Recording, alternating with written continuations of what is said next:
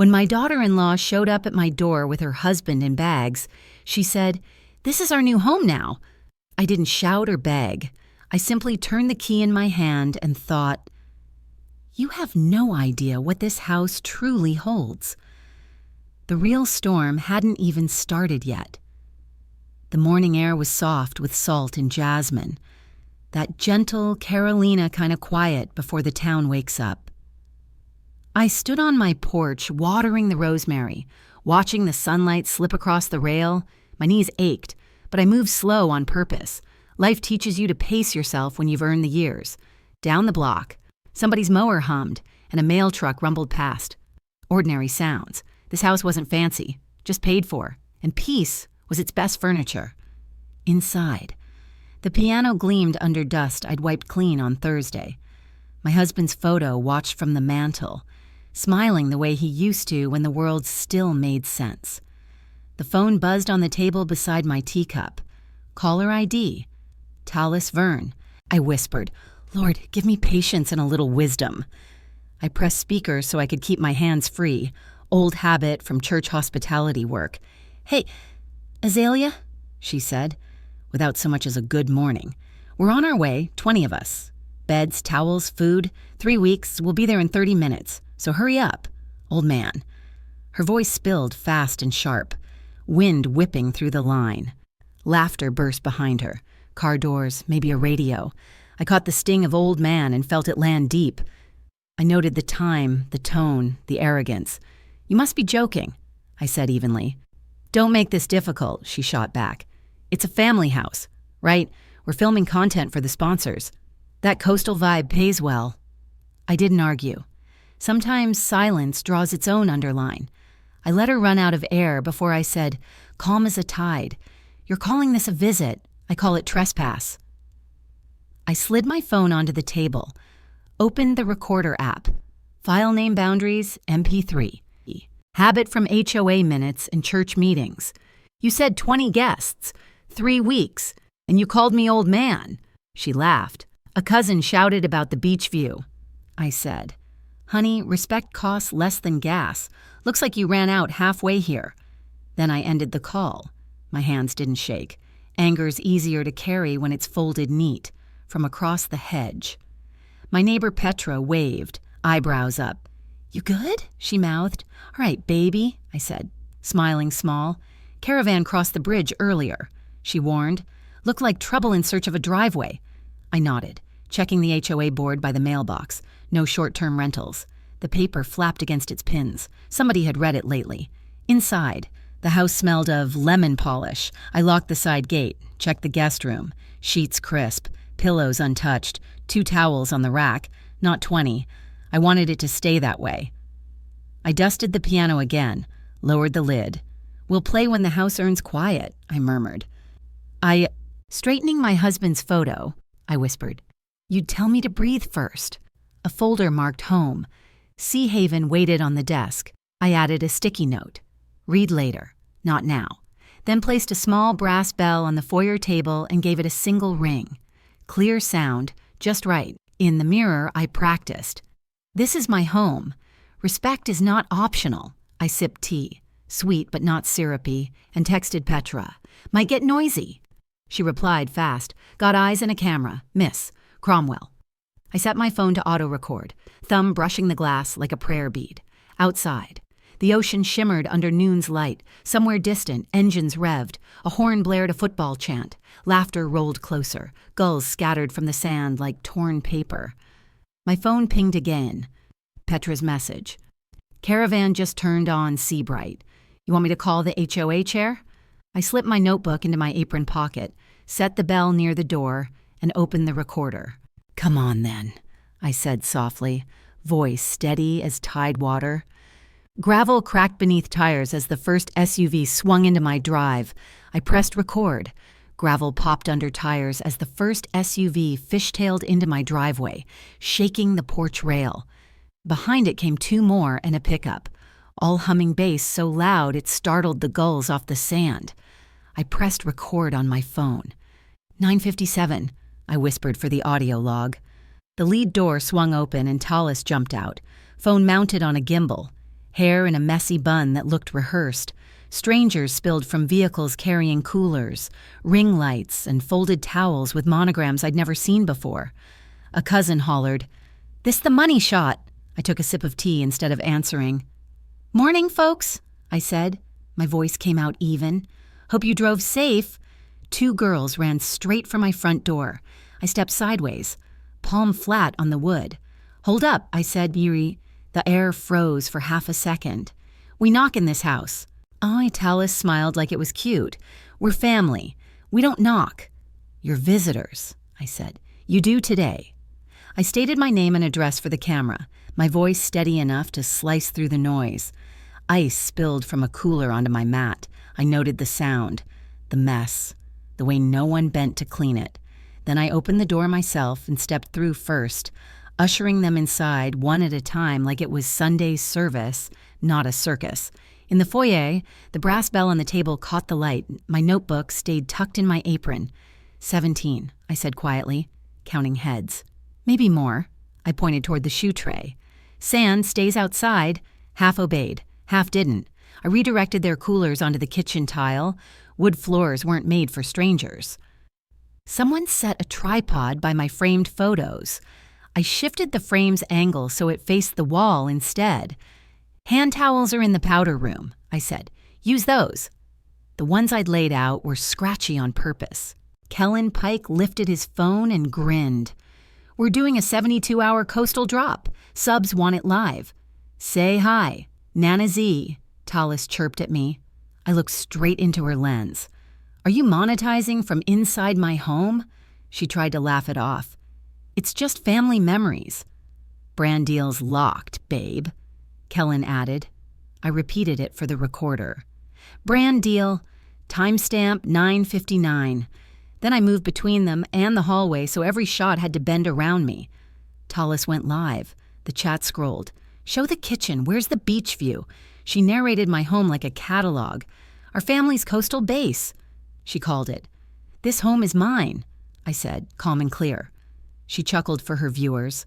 My neighbor Petra texted, "Screen recording, HOA watching," and a guest tapped my piano lid.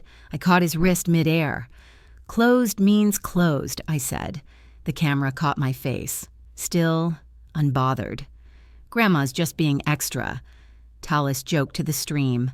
Laughter followed her like cheap perfume. The kitchen filled with cooler thuds. Someone opened my fridge without asking. I slid their ring light 2 feet left. The glare washed them out. I laid out a tray of mismatched mugs. "Coffee's drip, not latte. Dishwasher's resting today." A young man jabbed at my stove touchpad. It beeped and refused. I smiled. "Child lock, comes in handy." Into the recorder, I said, "Beer cases present, label, content budget." "Upstairs," Tallis yelled.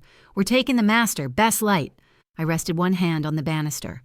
"Upstairs is closed." She filmed backward up the steps. "You said come in." "I didn't say move in." "Okay, landlord," someone snickered. I didn't move. Just stood quiet till her camera dipped. The chat flipped sides.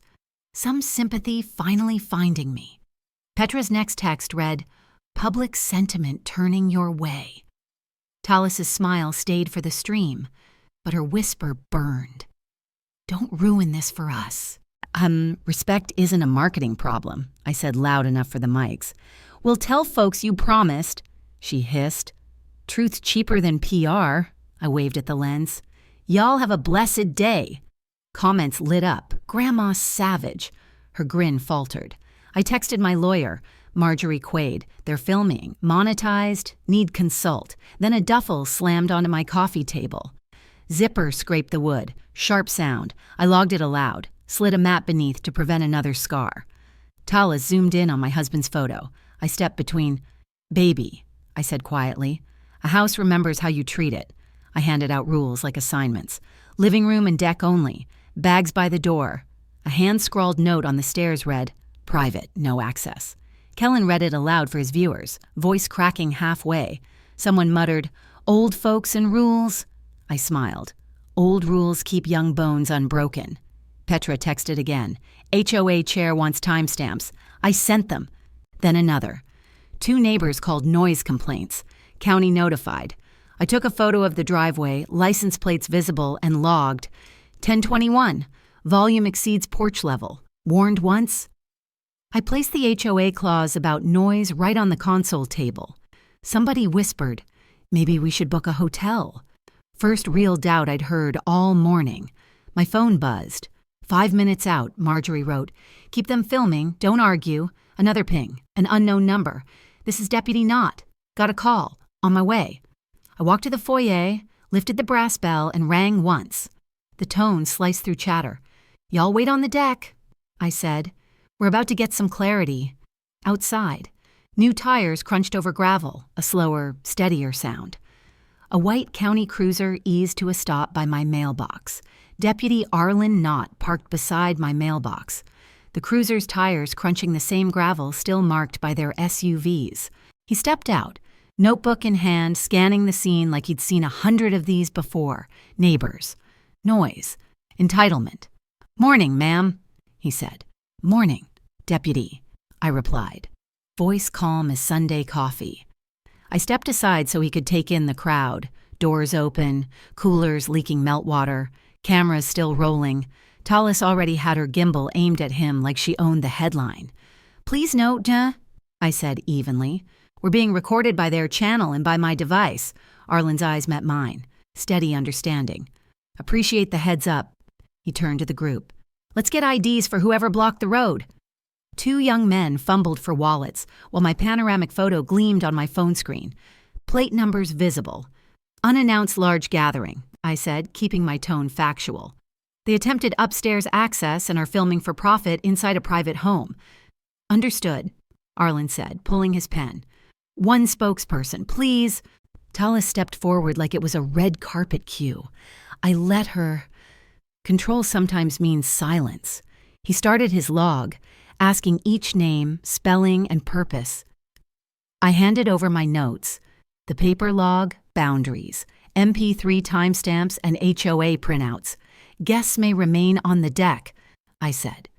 No filming inside, no upstairs, no bedrooms. Tallis cut in, smiling for her audience. It's just family content, deputy. We were invited. I didn't blink. Permission to visit isn't consent to broadcast. He nodded, glancing at my handwritten sign by the stairs. No filming indoors. Clear enough, fun mate, he said, snapping a photo for his body cam. I passed him the HOA clause on noise and parking. He photographed that, too. Deputy, I added, I'm not here to fight, just to keep my house mine.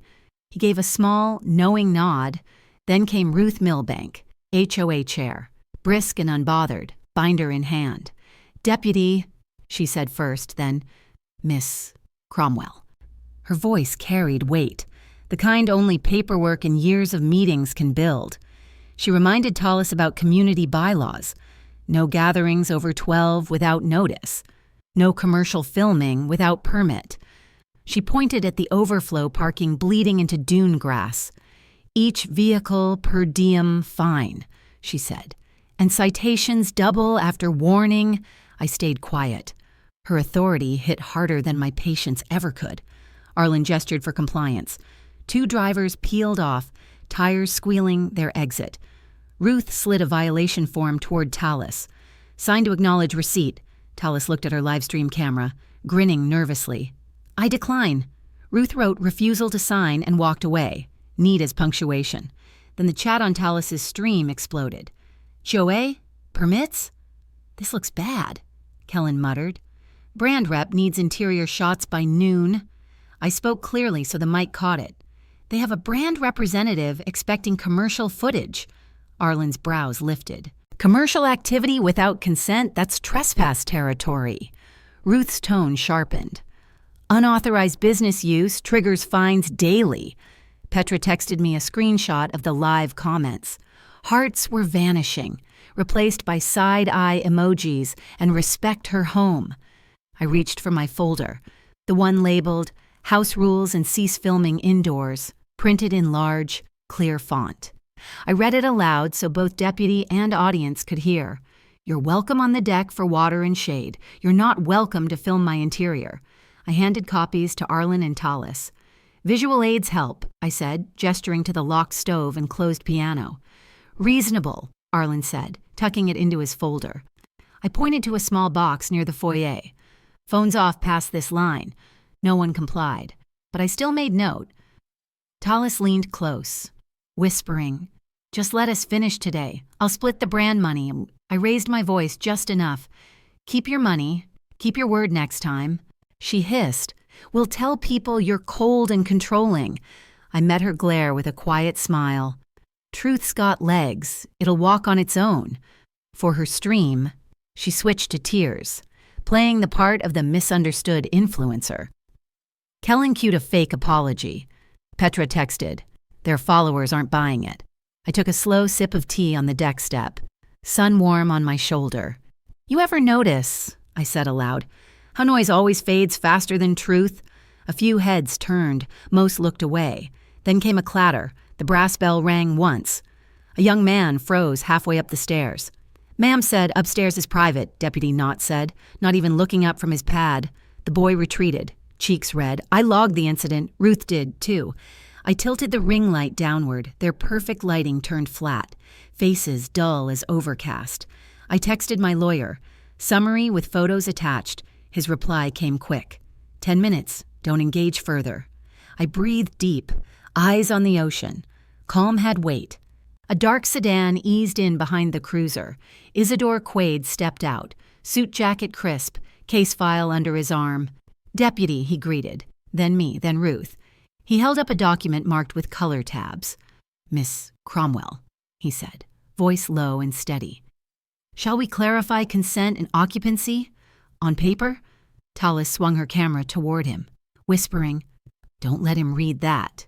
Isidore asked if I preferred the porch or inside. "Porch," I said. "Let them see where the line lives."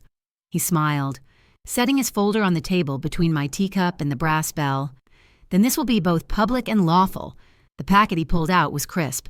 Property ownership, guest policy, filming consent, and a new safety clause drafted that morning.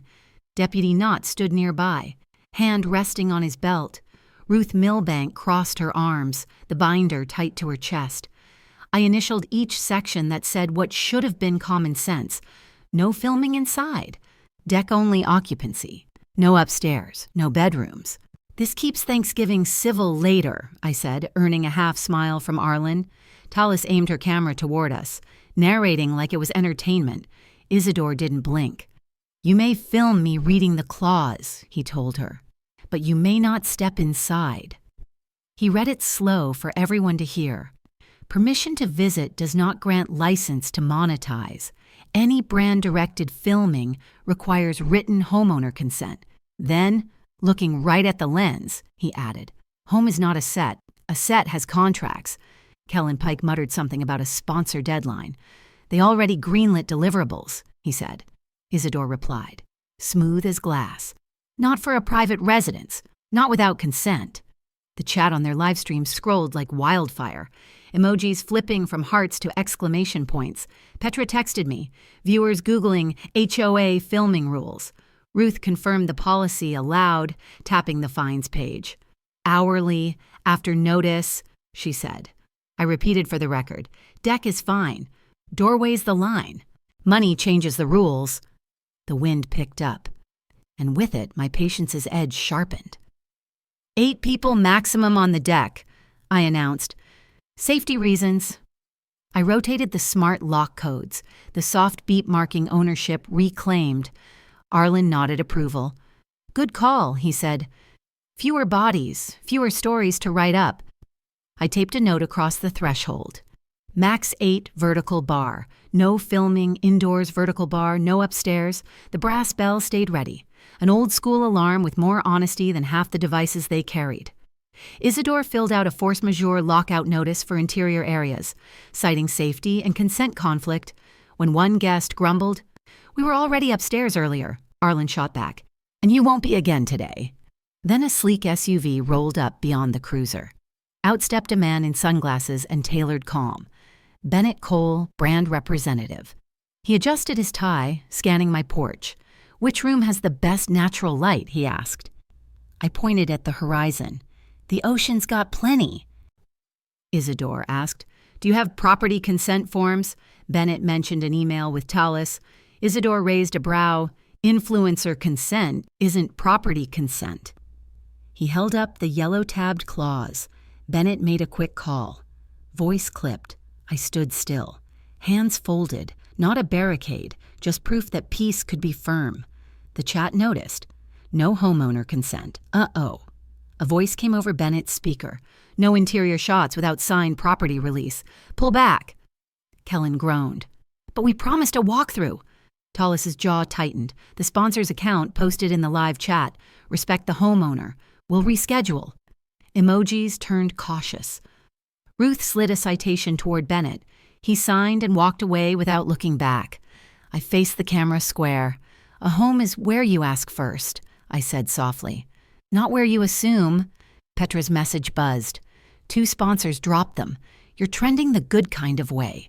Tallis's smile cracked. She wiped fake tears, telling her viewers I'd shut out family. You're welcome in my heart, I said.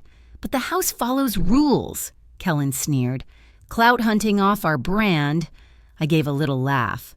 I'm 68. My clout's a working hinge and a quiet nap. Arlen hid a grin. Maybe take your shoot to the beach, while he suggested. A few guests left, carrying towels instead of excuses. Isidore reminded those who stayed. Any breach after notice becomes trespass. Just then, a low whir cut through the air, a drone, hovering near my roofline. Ruth frowned. FAA's gonna love this, I asked. Deputy, is that yours? He lifted his radio. Negative. Logging flight path. Kellen called. It's public air, Isidore corrected him, but private windows aren't public views. The drone drifted toward the eaves, wind catching its hum. The brass bell rang once, pure and sharp. I stepped back into shadow, my boundary holding.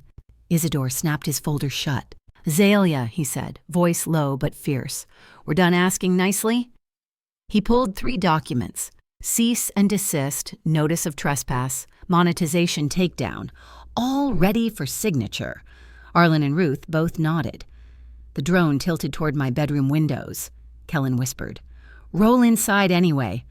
I stepped back inside just long enough to pour more sweet tea and place coasters on the console table by the doorway, an invitation with limits. Outside, the air smelled of salt and rising wind. Jonah Whitfield texted from down the lane. Stormfront pushing inland. If their equipment crosses your line, it's a breach. Let them choose. I set my phone down and said aloud, more to myself than anyone. A home isn't a set. You ask first. You honor no. Deputy Knott angled his body cam to frame the brass bell and my taped sign. Max 8 vertical bar no filming indoors. Ruth Milbank laminated a copy of the HOA policy and clipped it to my mailbox where any passing neighbor or live stream viewer could see.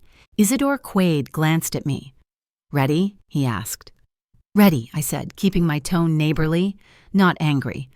He stood at the threshold, the porch wind fluttering the papers in his hand.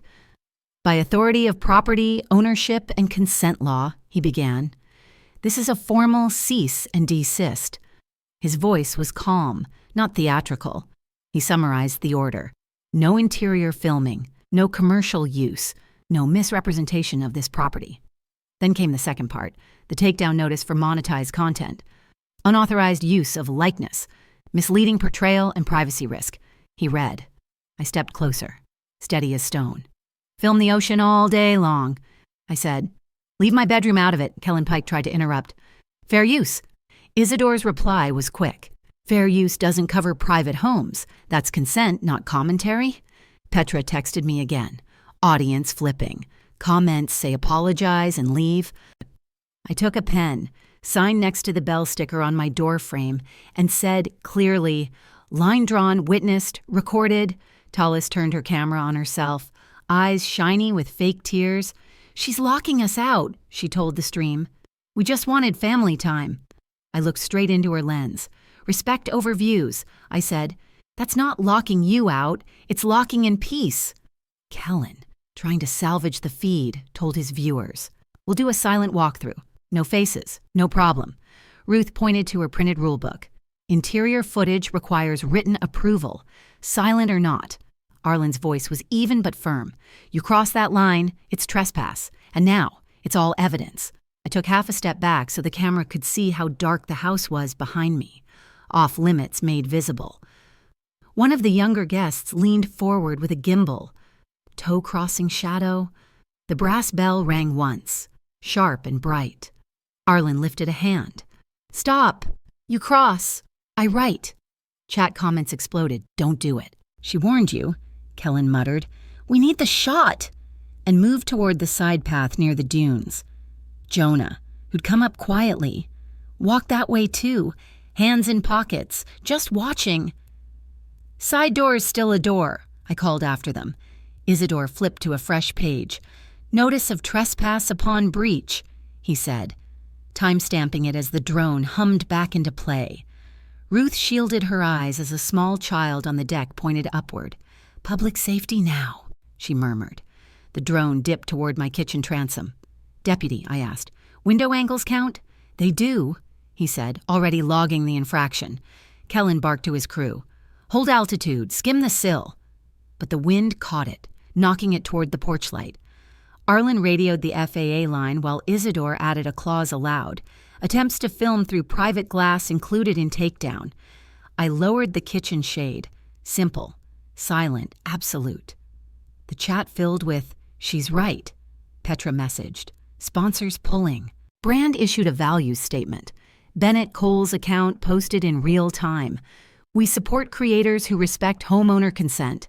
Tallis's smile cracked. Kellen spat. "Cancel culture for families." I didn't look up. "Boundaries culture for elders," I said. Isidore emailed the platform legal team on his tablet. Evidence attached. Monetization flagged. Arlen logged the stream number for record. A couple from the next street stopped by my mailbox, reading Ruth's laminated notice. One of them gave me a small, approving nod. A teenage boy asked Tallis softly, "Ma'am, can my sister play on your deck?" Silence. Cameras lowered. I waved him toward the public beach. "Plenty of space down there," I said. Kellen exhaled. "We're bleeding viewers," he muttered. Arlen suggested, "Maybe take lunch." Jonah set paper plates on the picnic table by the fence. "Outside the line," he said with a half smile. Then Isidore's phone buzzed. He looked at the screen, then showed it to them. Takedown received. Monetization limited pending review. No triumph, just fact. Kellen hissed, "Then we go in and make it worth it." His eyes cut toward the laundry alcove's unlatched screen door. I rested my palm on the interior knob. "Try me," I said evenly, and watched the paper walk. The faint creak came first, the kind that doesn't belong to wind or wood. The laundry screen door shifted, but the brass bell stayed silent. Someone had found a way in that bypassed my line. Deputy Knott lifted his hand to pause me as he moved toward the noise. His steps measured but alert. Ruth checked her watch, whispering, "Notice served 45 minutes ago.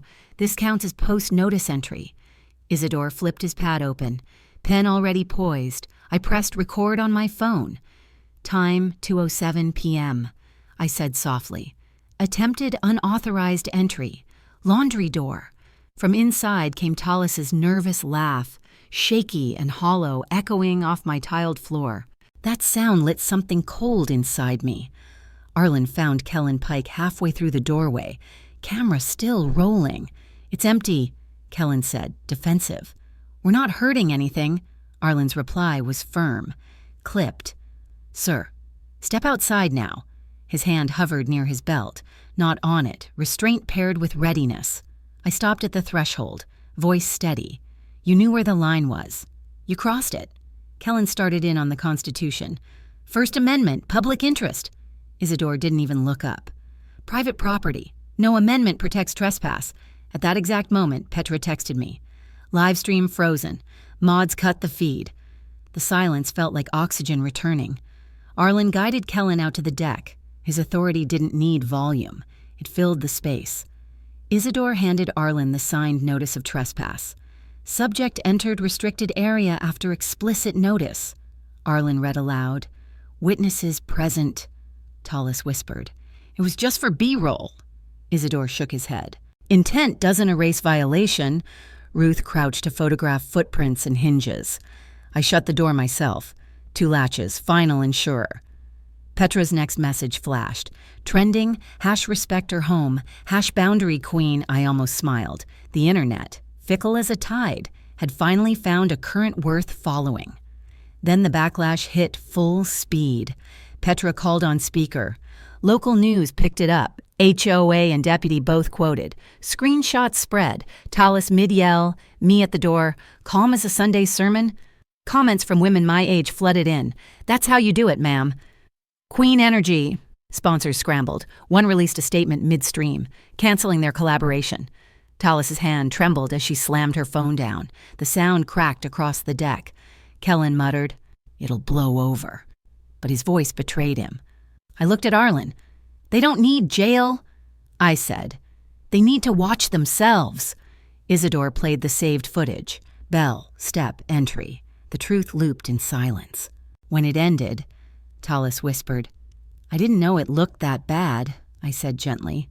"Respect always looks small until it's gone." Ruth leaned toward Isidore. "She doesn't need a lawsuit," she murmured. "She's already won." Kellen's screen blinked red. Stream offline. Chat closed. For moderation. Tallis's phone rang. Her mother's voice came through, trembling. "Baby, come home." "This isn't worth it." Tallis met my eyes, tired and defiant. "You really didn't want us here, did you?" "I wanted peace," I said. "Not performance." Silence swept through the porch. Even the gulls quieted. Arlen gave a slow nod. "We're done here," he said, logging the case reference. They packed with the weight of defeat, coolers clanging, camera gear jammed into trunks. I sat back on the porch chair, my tea gone flat but still sweet. Ruth unclipped the laminated notice, folded it neatly, and handed it over. "For the record," she said with a smile. Isidore leaned close. "We'll monitor the takedown. Try to rest." "I plan to," I replied, setting the brass bell back on its hook. The air was lighter now, salt, quiet, and something close to peace. Engines started. Gravel shifted, and the convoy rolled away. But in the grass near the fence, a faint red blink caught my eye. I bent down. The drone, forgotten, powerless, still recording memory. On its side, a label read home_BTS_final. I turned it over, the hum of the surf steady in my ears. "Maybe," I whispered, smiling. "I'll tell the real story next time." I carried the drone inside, its blinking red light now just a heartbeat fading in my palm. The card tucked in the slot read, home_BDS_final. I said into my phone recorder. 4:48 p.m., viewing evidence. My old laptop hummed awake, a machine I never let near banking or cloud sync. "Old woman trick," I muttered. Half grinning, the footage opened like confession. There was Kellen, planning a surprise takeover, mapping my bedroom hallway like a stage set. Tallis, Chris' voice, giving directions. "You distract her with the deck questions. You two prep the laundry shot." My brass bell chimed in the background. Timestamp matched to Deputy Knott's report. Every moment was date-stamped, irrefutable. I exported it to a read-only drive, wrote down the hash numbers, sealed it in a zip case, and set the drone aside for pickup. Proof didn't need to scream, it just needed to stand. I called Arlen, put him on speaker. "Deputy, I've found more." His reply came low and steady. "Ma'am, that's material." Then Isidore, "Duplicate and store one off-site. I'll courier a sealed copy tonight." Ruth texted the HOA board, meeting at 6. Petra's message pinged last. 2 more sponsors dropped. "If you're asked for comment, here's your line. I prefer peace to performance." I brewed decaf, smoothed the same linen runner Tallis once tried to replace with a branded one.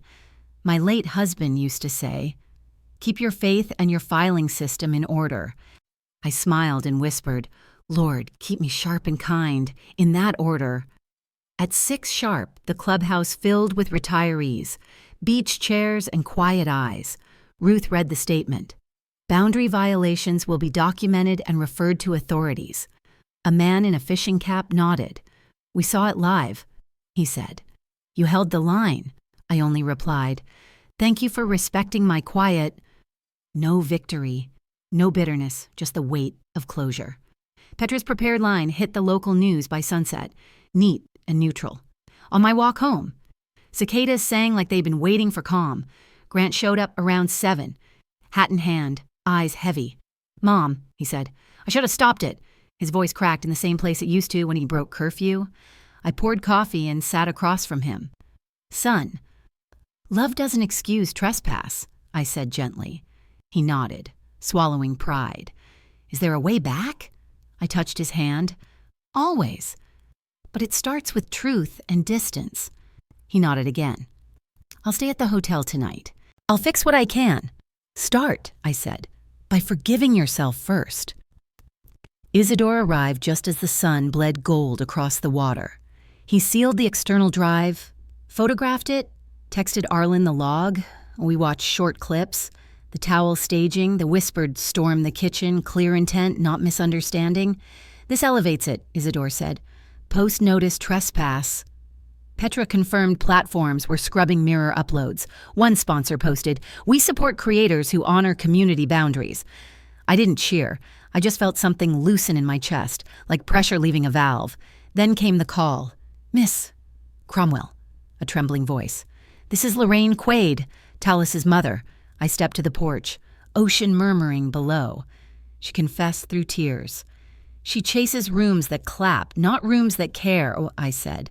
"Boundaries teach what applause can't." I gave her the number of a counselor who worked with public families. "Thank you for not shaming her," she said. "Consequences are loud enough," I replied. When I hung up, I sat still, listening to the moths touch the porch light. By 8, Arlen texted, "Supplemental report filed. Isidore outlined next steps, narrow, protective, lawful."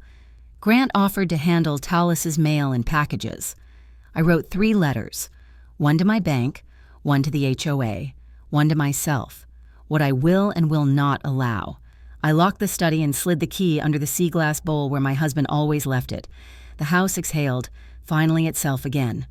At 8:30, an engine idled outside. Talus stepped out alone, mascara faint, jaw set.